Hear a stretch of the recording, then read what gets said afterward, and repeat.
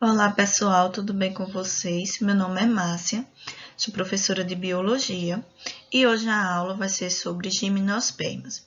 Bem, as gimnospermas elas são chamadas assim porque são plantas que apresentam suas sementes expostas, ou seja, não está recoberto por uma estrutura que a gente conhece como fruto. Então, popularmente, essa plantinha ela tem a semente nua, porque a semente está exposta, certo? São plantas vasculares, ou seja, que apresentam vasos condutores. Existem dois tipos de vasos condutores, o xilema e o floema. O xilema, ele transporta água e sais minerais. O floema transporta a seiva elaborada, certo? São fanerógamas, ou seja, possuem flores. Todas as plantas que possuem flores vão vir com essa denominação, fanerógamas. São espermatófitas, são plantas que possuem semente. Entre os grupos de plantas terrestres, nós temos as gimnospermas, que é as que estamos estudando agora, e temos as angiospermas, que também apresentam semente. São plantas adaptadas a clima frio e com grandes altitudes. O principal representante das gimnospermas é o pinheiro do Pará, que é comumente conhecido por ser a planta usada para fazer as ornamentações natalinas, ou seja, a árvore de Natal. Quando se trata das estruturas reprodutivas das gimnospermas, nós encontramos uma palavrinha nos livros didáticos que são os estróbilos. Os estróbilos são folhas modificadas em escamas. Essas folhas são os megaesporófitos, certo?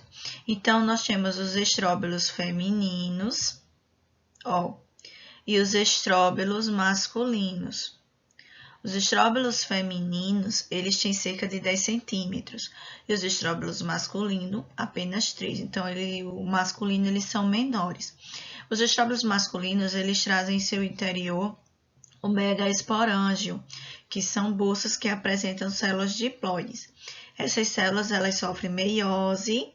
Essa meiose vai fazer com que elas se transformem em microporos, que são células haploides que vão formar o grão de pólen. Então, os estróbilos masculinos vão dar origem ao grão de pólen. Os estróbilos femininos vão sofrer diferenciação, formando a micropila, que é uma abertura que vai permitir a entrada do grão de pólen, o ovário e as escamas.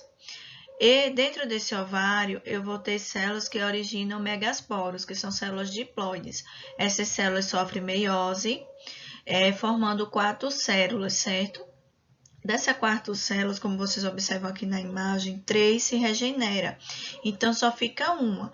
Essa aqui sofre meiose e forma a osfera, o arquegônio, e os dois juntos formam um megaesporófito, que é a estrutura feminina. Então, o grão de pólen, ele tem que penetrar esse tubo polínico aqui e fecundar a osfera para formar, então, a semente. Vamos ver como ocorre esse processo. Então, aqui, gente, a imagem mostrando como ocorre o ciclo de vida das gimnospermas. Já sabemos como ocorre o processo de formação do gametófito masculino e do gametófito feminino.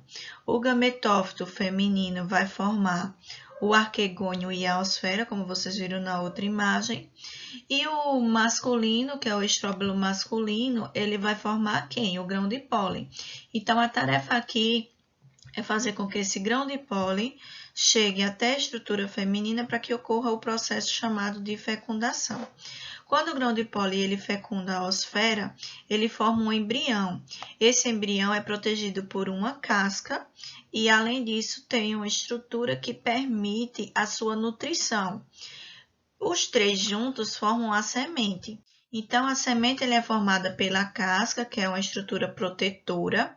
Essa casca, nos termos da evolução, é uma adaptação da gimnosperma. Por quê? Porque o embrião ele fica protegido e a planta ela só vai se desenvolver, o embrião ele só vai sair da casca quando ele estiver pronto para as condições ambientais. Então, o que é que vai acontecer? O endosperma, ele vai nutrir o embrião, a estrutura nutritiva que vai estar nessa região aqui, e o embrião, ele vai ficar protegido até estar em condições de sair dessa casca. Geralmente ele sai quando já tem raízes, que são ratículas, e tem folha já formada, porque aí ele tem a capacidade de fazer o processo de fotossíntese e também tem a capacidade de extrair nutrientes do solo. Aí, gente, parte para os tipos de polinização. O principal tipo de polinização, no caso das gimnospermas, é a polinização pelo vento, que é chamado de amenofilia. Então, todas as vezes que vocês verem esse nome, amenofilia, quer dizer polinização pelo vento. Os insetos também eles fazem esse processo. Quando é feito por insetos, é chamado de entomofilia, ok? Então, são os dois processos pelos quais ocorre a dispersão do grão de pólen no caso das gimnospermas. Então, só recapitulando, nós temos 4 grupos de plantas terrestres, que são briófitas, pteridófitas, gimnospermas e angiospermas. Hoje a gente estudou as gimnospermas. Elas são chamadas assim porque apresentam semente nua, ou seja, sua semente não está recoberta pelo fruto, a semente se encontra exposta. A estrutura reprodutora é formada através de estróbilos, que são folhas modificadas.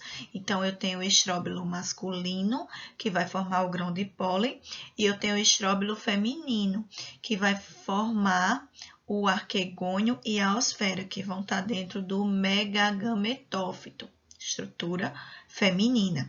Qual é a função dos insetos polinizadores ou do vento? Fazer com que esse grão de pólen chegue até a estrutura feminina, fecundando. Quando ocorre a fecundação, qual é a estrutura formada? A semente. E, por último, qual é a composição da semente? A semente ela é formada pela casca, pela estrutura nutritiva, que é o endosperma, e pelo embrião. O embrião vai ficar protegido pela casca até achar condições o suficiente para germinar e formar uma nova planta. Quando isso acontece? Quando ele consegue absorver nutrientes do solo, já vai ter pequenas ratículas que vão formar suas raízes, e quando consegue iniciar o processo de fotossíntese através das suas folhas. A casca, recapitulando, é uma condição adaptativa das gimnospermas, porque permite que o embrião fique protegido até encontrar condições favoráveis para germinar. Então, gente, por hoje é só.